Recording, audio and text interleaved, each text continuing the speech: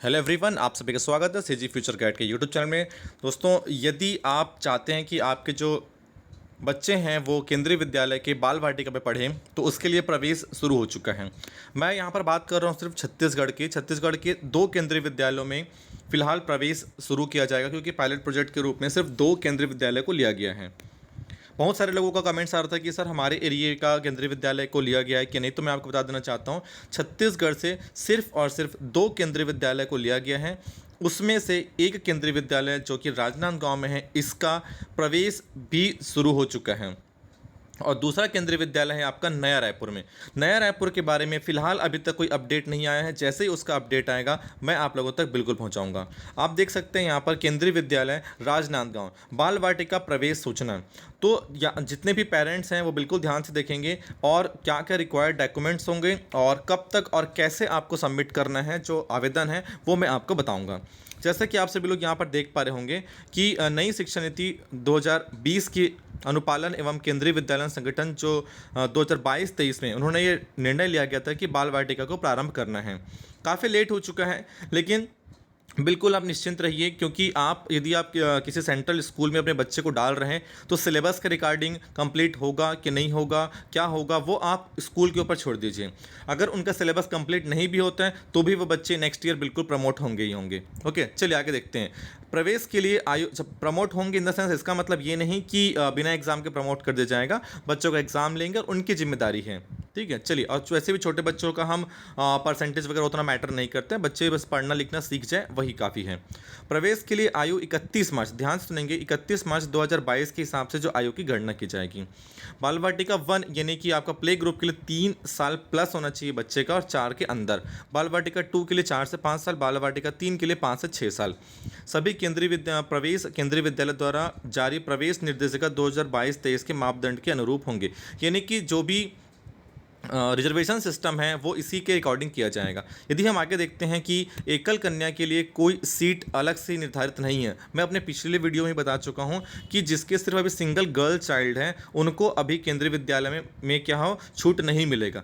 अभी केंद्रीय विद्यालय में ऐसा होता था, यदि आपकी सिंगल गर्ल चाइल्ड है, आप इन फ्यूचर में और कोई दूसरा बेबी प्लान नहीं कर रहे हैं, सिर्फ सिंगल गर्ल चाइल्ड है आपकी, तो वो पूरा केंद्रीय विद्यालय में उसका एजुकेशन पूरा का पूरा फ्री होता है। बट ये अभी नर्सरी में और नर्सरी के बाल वाटिका 1, 2, 3 के लिए ये प्रावधान नहीं है, ठीक है। चलिए आगे देखते हैं हम लोग कि विद्यालय सप्ताह में 5 दिवस के अंदर, जिसमें से 3 घंटे प्रतिदिन क्लास लगेगी। बच्चों लोगों की 5 दिन क्लास लगेगी, 3 घंटे पर डे क्लास होगी। आगे देखते हैं हम डिटेल में कि ऑफलाइन मोड पे, देखिए राजनांदगांव की बात कर रहा हूं मैं, आपको ऑफलाइन मोड पे 29/9/2022 यानी कि 29 सितंबर 2022 प्रातः 10 बजे से लेके 10 अक्टूबर 2022 दोपहर 3:30 बजे तक किया जाएगा। इसके लिए जो फॉर्म है, ये फॉर्म आप मेरे टेलीग्राम ग्रुप में ज्वाइन करके फॉर्म बिल्कुल डाउनलोड कर सकते हैं, और नहीं तो आप rajnandgaon.kv.ac.in पे जाइए, वहाँ पर भी आपको इसका फॉर्म मिल जाएगा। ये फॉर्म आप डाउनलोड करिए। फॉर्म डाउनलोड करने के बाद पूरा फॉर्म की डिटेल को भरिए, और भरने के बाद आपको क्या करना है, जमा कर देना है। कब तक जमा कर देना है आपको? 10/12/2022 यानी कि 10 अक्टूबर 2022 तक आपको जमा कर देना है।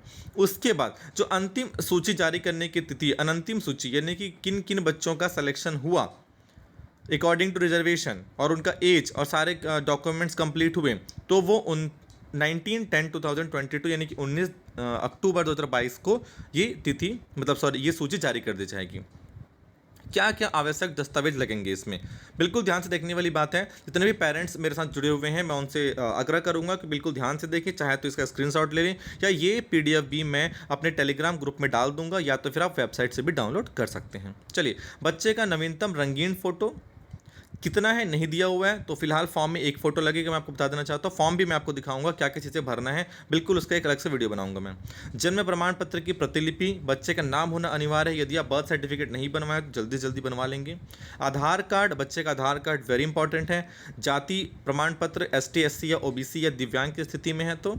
अभिभावक यदि शासकीय सेवा में कार्यरत है, यदि वो सेंट्रल गवर्नमेंट या स्टेट गवर्नमेंट में है, तो सेवा प्रमाण पत्र एवं स्थानांतरण आदेश की प्रतिलिपि, यदि आप वहाँ से इस जगह पे आपका ट्रांसफ़र हुआ है उससे संबंधित आपका ट्रांसफ़र सर्टिफिकेट चाहिए।